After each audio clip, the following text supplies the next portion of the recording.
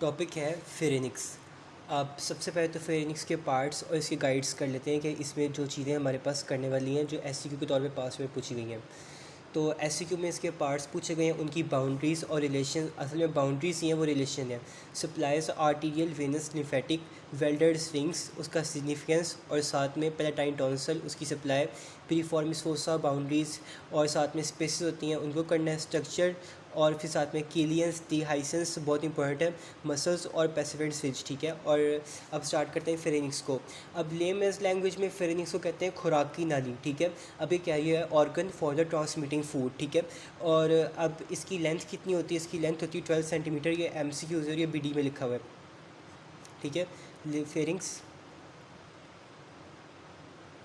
Transmits food.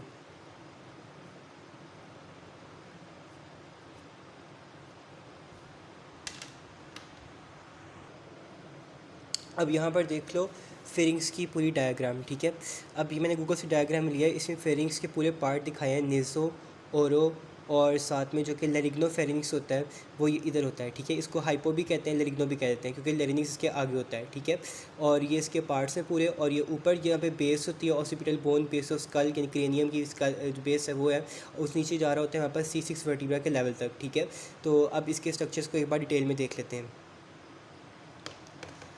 सबसे पहले इसका एक्सटेंड क्या होता है, इसका एक्सटेंड होता है क्रेनियल बेस से लेके क्रिकॉइड कार्टिलेज C6 वर्टिब्रा के लेवल तक, जो मैंने अभी डायग्राम में दिखाया उस तरह से। ठीक है, एंटीरियरली इसके ओरल और नेजल कैविटी प्रेजेंट है, पोस्टीरियरली प्री वर्टिब्रल लेयर और फेशिया, मीडियली अगर मीडियल टेरिकॉइड प्लेट। अगर हम नेक वाली साइड पे देखें तो अगर क्रॉस सेक्शन में देखेंगे वहाँ पे मीडियल टेरिकॉइड प्लेट आएगी। अब कम्युनिकेशन इसकी होती है मिडिल ईयर के साथ साथ ऑयडी ट्यूब। जब हमने ईयर पढ़ा था तब हमने उसमें ईयर की कम्युनिकेशन भी पढ़ा था कि वो ऑयडी ट्यूब के साथ कनेक्ट कर रहे होते हैं, जिसे फ्रेंजियोटेपाइंग ट्यूब भी कहते हैं। तो यहाँ पे इसके साथ कम्युनिकेट करता है।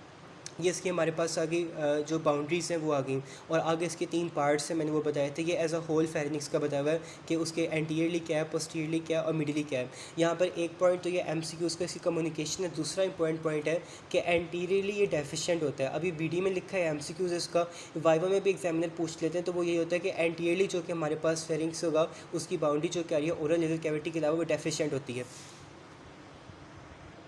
अब इन्हीं बाउंड्रीज़ को एक बार डायग्राम से देख लें तो एंटीरियरली हमारे पास क्या आ रहा है, oral cavity, nasal cavity, posteriorly के हमारे वर्टिब्रा चल रहे होते हैं, क्रेनियम की बेस से लेके पीछे तक वर्टिब्रा चल रहे होते हैं, और यहाँ नेक वाले रीजन में हम क्रॉस सेक्शन में देखें तो मीडियल टेरिकॉइड प्लेट आ जाएगी।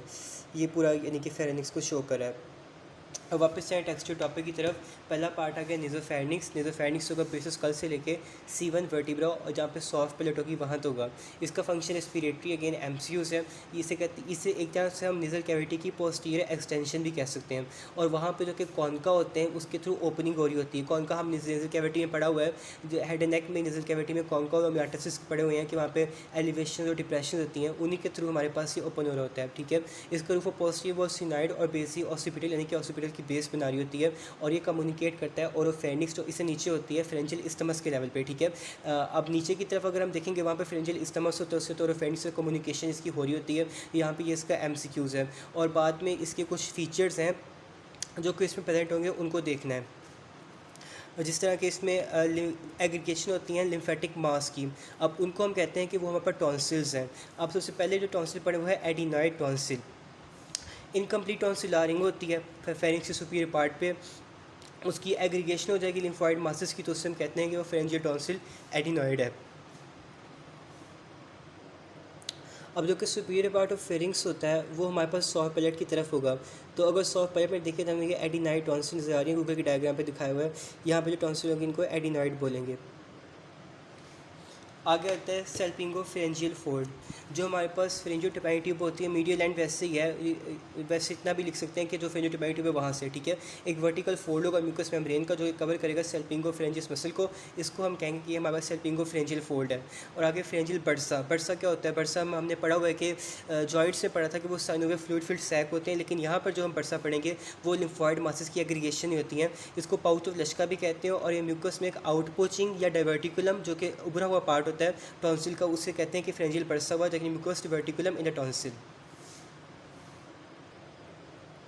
ये जो कि लेवल है यहाँ पर सॉफ्ट पैलेट का, यहाँ पर हमारे पास आ रहा होता है सेल्पिंगो फेरेंजियस मसल, और यहाँ पर जो कि म्यूकस मेम्ब्रेन का फोल्ड होता है उसको कवर कर पाता है सेल्पिंगो फेरेंजियल फोल्ड। तो यहाँ पे सेल्पिंगो फेरेंजियल फोल्ड होता है। और सल्पिंगोफरेंजियल फोल्ड यहाँ पे स्पॉट था, और सल्पिंगोफरेंजियल फोल्ड के बिल्कुल पीछे यहाँ पे आएगा हमारे पास फेरेंजियल बर्सा। नेक्स्ट होगा pharyngeal hypophysis. Pharyngeal hypophysis glandular tissue है, बस इसके लिए इतना ही काफ़ी है कि ग्लैंडुलर टिश्यू है हमारे पास नोज़ोफेरिंक्स में प्रेजेंट है। आगे होता है ट्यूबल टॉन्सिल। जो ट्यूबल टॉन्सिल है वो कलेक्शन लिम्फोइड टिश्यू होती है, सब म्यूकोजा और फेरिनिक्स, ठीक है। म्यूकोजा का मतलब आउटर लेयर, सब म्यूकोजा का मतलब बिलो द म्यूकस मेम्ब्रेन, और फेरिनिक्स वहाँ पे सब म्यूकोजा और फेरिनिक्स में हमारे पास लिम्फोइड टिश्यू कलेक्शन है, और वो हमारे पास इसकी जो कि ओपनिंग होती है उसके करीब होता है, तो उसको बोलेंगे वो ट्यूबल टॉन्सिल है। आगे फ्रेंजियल रीसेस। रीसेस कहते हैं स्पेस को है। अब ये slit like production of pharynx होती है सल्पिंगोफरेंजियल फोल्ड और ऑयटी ट्यूब के दरमियान, ठीक है। सल्पिंगोफरेंजियल फोल्ड या ऑयटी ट्यूब फ्रेंजियोटाइड ट्यूब के दरमियान एक हमारे पास स्पेस सी बनेगी, प्रोजेक्शन सी बनेगी, उसको हम कहेंगे वो फ्रेंजियल रीसेस है। अब यहाँ पर इंटरनली ओरल कैविटी है, और ओरल कैविटी से हमारे पास स्ट्रक्चर दिखाया हुआ है फ्रेंजियल रिसेस का। ये फ्रेंजियल रिसेस को ने स्पॉट किया हुआ है कि जहाँ पे ऑयल ट्यूब है और वहाँ पे आगे हमारे पास सल्पिंगोफरेंजियल फोल्ड है, इसके दरमियान हमारे पास जो स्पेस बन रही है वो फ्रेंजियल रिसेस बनेगी। यहाँ पे हमारे पास जो कि नेज़ोफेरिंक्स से कंप्लीट हुआ, नेज़ोफेरिंक्स की बाउंड्रीज, उसके जो फीचर्स हैं एनुमरेशन के लिए भी और वैसे भी पेपर में आ सकते हैं, तो इसके लिए इंपॉर्टेंट होता है। बाकी जो एमसीक्यूज़ हैं वो मैंने बता दिए हैं साथ साथ। अब आगे ओरोफेरिंक्स, ठीक है। ओरोफेरिंक्स हमारे पास जो होगा नेज़ोफेरिंक्स नीचे स्टार्ट होता है, ठीक है, और इसका फंक्शन होता है डाइजेस्टिव, ठीक है। इसका एक्सटेंट होता है सॉफ्ट पैलेट C1 से लेकर एपिग्लॉटिस तक, यानी कि C3 वर्टिब्रा के लेवल तक। सुपीरियरली ये जो एक्सटेंट है इसको सुपीरियरली इन्फीरियरली इसी को कह लो, ठीक है। अगर एपिग्लॉटिस है तो वहाँ पर टंग की बेस होती है, यानी कि टंग वहाँ पर ख़त्म हो रही होती है, तो उसके बेस ऑफ टंग भी कह सकते हैं। लेटली वहाँ पर दो आर्चेज होती हैं, प्लेटोग्लॉसल और प्लेटोफ्रेंजियल आर्चेज, और पोस्टीरियरली होता है body of the axis and C3 vertebra, ठीक है। और ओरल कैविटी कम्युनिकेट करती है वाया ओरेंजोफ्रेंजियल स्टमस के थ्रू, ठीक है। ये हमने पहले भी पीछे नेज़ोफेरिंक्स में पढ़ा था, उसी को यहाँ पे दिया हुआ है, ठीक है।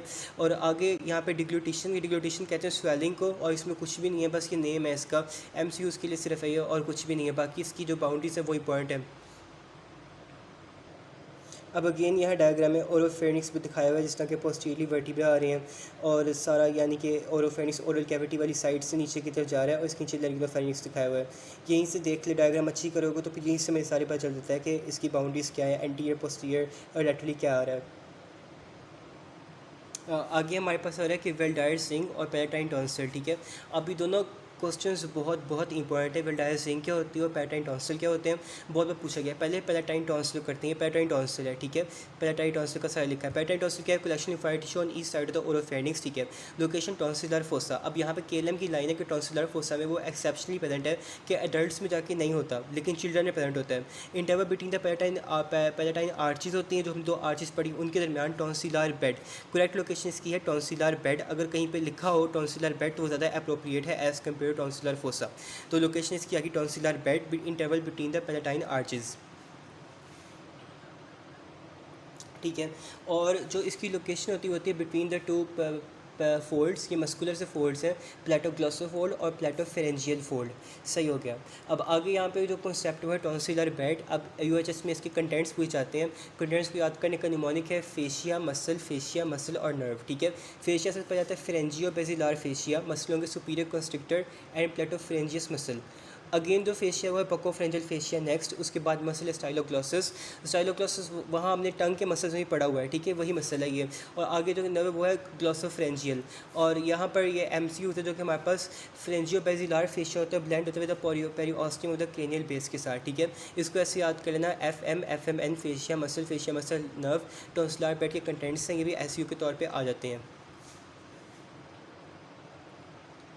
Let's move to the Waldeyer's ring. अब वेल डायर्ड स्विंग क्या है, ये ओरोफेरिंक्स का पार्ट है। उसमें कलेक्शन लिम्फेटिक टिश्यू होते हैं at the entrance to alimentary tract being in relation to nasopharyngeal isthmus, ठीक है।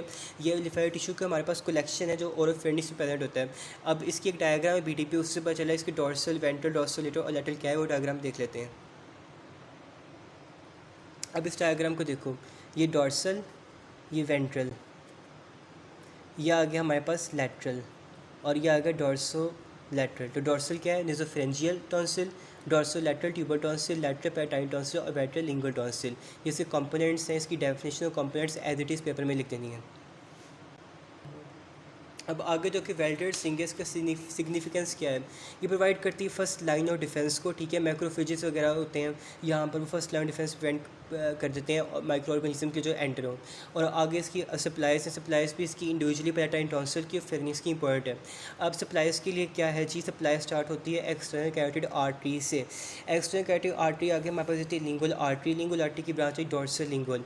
उसी एक्सटर्नल कैरोटिड आर्टरी से आती है फेशियल आर्टरी। फेशियल आर्टरी को याद होगा 2 पार्ट होते हैं, अगर फेशियल आर्टरी की वीडियो देखी है तो वहाँ से कॉन्सेप्ट मिल जाएगा। सर्विकल पार्ट होता है फेशियल आर्टरी का और दूसरा उसका होता है फेस वाला पार्ट। जो सर्विकल पार्ट होता है फेशियल आर्टरी का उसकी ब्रांच असेंडिंग पैलेटाइन और दूसरी cervical part of facial artery है टॉन्सिलर ब्रांच, इसकी ब्रांच होगी। अब यहाँ मेन सप्लाई हो रही होती है टॉन्सिलर ब्रांच की पैलेटाइन टॉन्सिल के लिए, और बाकी भी इसकी एसेसरी सप्लाई में आ जाती है। एक्सटर्नल कैरोटिड आर्टरी की ब्रांच होती है मैक्सिलर आर्टरी, जो कि लैटेटरी गॉइड मसल के लेवल पे होती है, और उससे आगे बनता है ग्रेटर पैलेटाइन। ठीक है, अब इसका एक निमोनिक भी है ADAGT। इस तरह के ascending palatine, dorsal lingual, ascending pharyngeal, greater palatine और टॉन्सिलर ब्रांच, तो ऐसे निमोनिक से भी कर सकते हैं। वेनस ड्रेनेज क्या है, veins draining to palatine, facial and pharyngeal vein, lymphatic लिए जुगुलर डायगेस्टिक नोड, और मोस्ट इंपॉर्टेंट MCQs ये है कि इससे कोई भी एफरेंट्स नहीं होते। और नर्वस सप्लाई के लिए ग्लोसोफेंजियल एंड लेसर पैलेटाइन नर्व्स। ग्लोसोफेंजियल जो कि क्रीनियल नर्व 9 है वो, और लेसर पैलेटाइन नर्व। तो ये पूरा RTS सप्लाई होगी और साथ में इसके हमारे पास नर्वस सप्लाई होगी। RTS सप्लाई, नर्वस सप्लाई और उसका सिग्निफिकेंस डायरेक्ट सिंक का। अगला फेरिनिक्स का पार्ट है लेरिग्नोफेरिनिक्स। ठीक है, अब लेरिग्नोफेरिनिक्स के लिए एक्सटेंड देखो, इसका बेटर है C4 कर लो। C4 अपर बॉर्डर एपिग्लॉटिस से लेकर lower border cricoid cartilage C6 तक, C4 से लेकर C6 तक एक्सटेंड करता है। एंटीरियरली लैरिंगिक्स है जो कम्युनिकेट होता है इनलेट ऑफ लैरिंगिक्स के साथ कम्युनिकेशन है, और प्रीफॉर्मिस फोसा है। ठीक है, और पोस्टीरियरली C4 से लेकर C6 है। बाज़ जगह C3 लिखा है लेकिन बेटर C4 ही है। पोस्टीरियर और लेटरल वॉल में क्या आता है, medial and inferior फ्रेंजियल constructor muscles आते हैं। अब यहाँ पे जो कि C6 है वो कंटिन्यूस नीचे एसोफेगस के साथ, क्योंकि लेरिग्नोफेरिनिक्स का लास्ट स्ट्रक्चर है उस नीचे एसोफेगस स्टार्ट हो रहा होता है, और पोस्टीरियरली C4 से C6 वर्टिब्रा रिलेशन में आ रहे हैं। अब यहाँ पे एक और इम्पॉर्टेंट यूनिवर्सिटी क्वेश्चन है पेरिफॉर्मिस फोसा का। ठीक है, अब पेरिफॉर्मिस फोसा क्या होता है, डिप्रेशन होता है लेग्नोफेरेंजियल कैविटी में, उसके इनलेट के करीब, लैरिंक्स के इनलेट के करीब, इसे स्मगलर्स पाउच भी कहते हैं, और इसके लैटरी और थायराइड कार्टिलेज और थायराइड मेम्ब्रेन प्रेजेंट होती है। इसका क्लिनिकल एस्पेक्ट या सिग्निफिकेंस ये है कि इसके अंदर हमारे पास इंटरनल लेंजियल नर्व और रिकरेंट लेंजियल नर्व जारी होती है। वो अभी अगर इसको डैमेज हो जाए तो वो हमारे पास आगे डैमेज हो जाएगी, और अगर रिकरेंट लेंजियल नर्व डैमेज हो जाए तो फिर हमारे पास जो कि फोनेशन है यानी कि स्पीच प्रोडक्शन है बहुत ज़्यादा डिफिकल्ट हो जाती है। और इसके साथ ये भी है कि जो कि पेरिफॉर्मिस फोसा, इसका सिग्निफिकेंस ये होता है कि जो कि स्मगलर्स होते हैं या कोई इंपॉर्टेंट डायमंड्स वगैरह कोई जेम्स होते हैं तो वो अपने जो कि पेरिफॉर्मिस फोसा है उसमें इसको हाइड कर लेते हैं, तो और उसको फिर स्मगल कर लेते हैं, तो इसलिए पेरिफॉर्मिस फोसा को स्मगलर्स पाउच भी कहते हैं। तो ये इंपॉर्टेंट है, SCQ यूनिवर्सिटी क्वेश्चन है, इसको याद रखना है। आगे ये इसका एक MCQ ये भी है कि इनलेट्स इसको सेपरेट करता है एरी एपिग्लॉटिक फोल्ड मिडिली। और नेक्स्ट जो कि है वो है फ्रेंजियल के मसल, जो कि फेरिनिक्स के मसल हैं KLM के टेबल से करने हैं। अब ये भी 2 तरह के हैं, इन्हें लॉन्गिट्यूडनल होते हैं, आउटर सर्कुलर होते हैं। लॉन्गिट्यूडनल वाले स्टाइलो फ्रेंजियस, सल्पिंगो फ्रेंजियस, प्लेटो फ्रेंजियस, और आउटर सर्कुलर में आता है हमारे पास सुपीरियर, मिडल और इन्फीरियर 3 कंस्ट्रक्टर्स आ जाते हैं। ये इसके फेरिनिक्स के मसल, इनकी नर्व सप्लाई और एक्शन ज़्यादा इंपॉर्टेंट है, उसको KLM के टेबल से करना बेटर है। ठीक है, आगे स्ट्रक्चर ऑफ फेरिनिक्स का कोड कैसे होता है। इनर टू आउटर जाए म्यूकस म्यूकोजा, उसके सब म्यूकोजा फ्रेंचोबेसिलर फेशिया, या फिर उसे फ्रेंचोबेसिलर एपोन्यूरोसिस भी कहते हैं। मस्कुलर कोड और बकोफ्रेंजियल फेशिया। अब मस्कुलर कोड और बकोफ्रेंजियल फेशिया के इन बिटवीन हमारे पास होते हैं फ्रेंजियल प्लेक्सिस और वेन्स एंड नर्व्स। अब जो स्ट्रक्चर्स हैं इन बिटवीन मसल, ये यूनिवर्सिटी क्वेश्चन है, बहुत बार पूछा गया है, इसको लाजमी याद करना है। अब जो कि एक और MCQ की पॉइंट यहाँ पे है, बकोफ्रेंजियल फेशिया बेस्ट डेवलप कहाँ पे होता है, अपर पार्ट ऑफ लैरिंक्स में बेस्ट डेवलप होता है, ये KLM की लाइन है।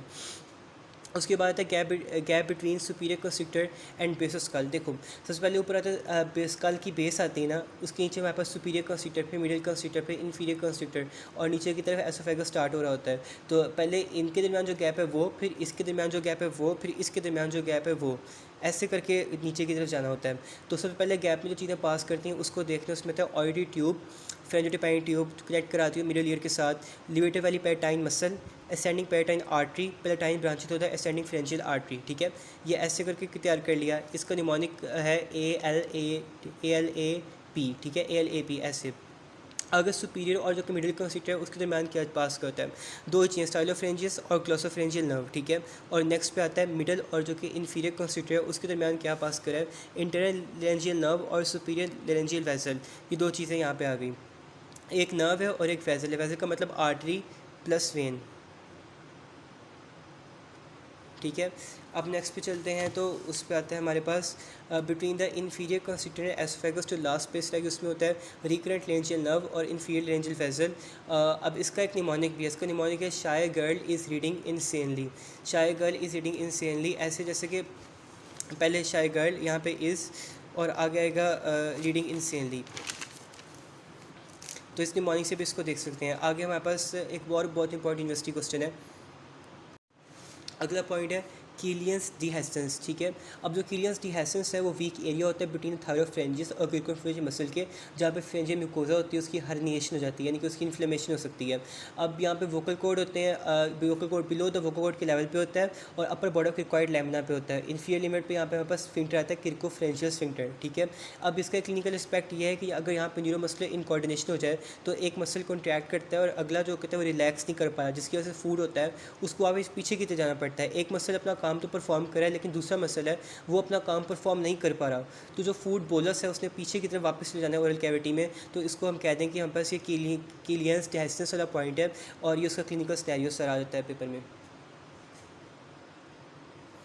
अब ये है फेरेनिक्स एज अ होल की नर्वस सप्लाई और ब्लड सप्लाई एक्सेट्रा, ठीक है। सप्लाईज सबकी बहुत इंपॉर्टेंट है, हेड एंड नेक में बार बार क्वेश्चन आ जाता है। थोराइड ग्लैंड की सप्लाई बहुत इंपॉर्टेंट है और यहाँ पे फेरेनिक्स की सप्लाई भी बहुत इंपॉर्टेंट है, आर्टीरियल सप्लाई तो खास तौर पे, ठीक है।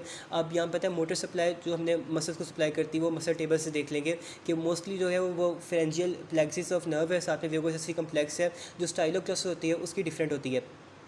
आगे सेंसरी जो होती है वो होती है ग्लोसोफेंजियल से, वागस से, और नेजोफेनिक्स में वो मैक्सिलरी नर्व भी होती है। टेस्ट के लिए होती है internal laryngeal branch of the vagus nerve, ठीक है। अब वागस नर्व क्रेनियल नर्व 10 है। और सीकिटोमोटर जो होती है लेसर पैराटाइन ब्रांचेस ऑफ टेरिकोपैटाइन गैंग्लियन।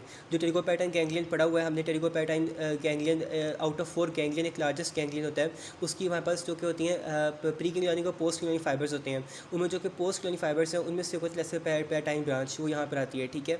और आगे फ्रेंजियल प्लेक्सिस होता है, उसकी सप्लाई कोई फ्रेंजियल ब्रांचेस की सप्लाई करी होती हैं सुपीरियर सर्वाइकल सिंथेटिक गैंग्लियन से, ग्लोसोफेंजियल से और वैगो एसेसरी कम्प्लेक्स से। ब्लड सप्लाई के लिए अगेन एक्सटर्नल कैटेगरी आर्टरी से, इसकी blood supply somewhat similar to palatine tonsil ही है।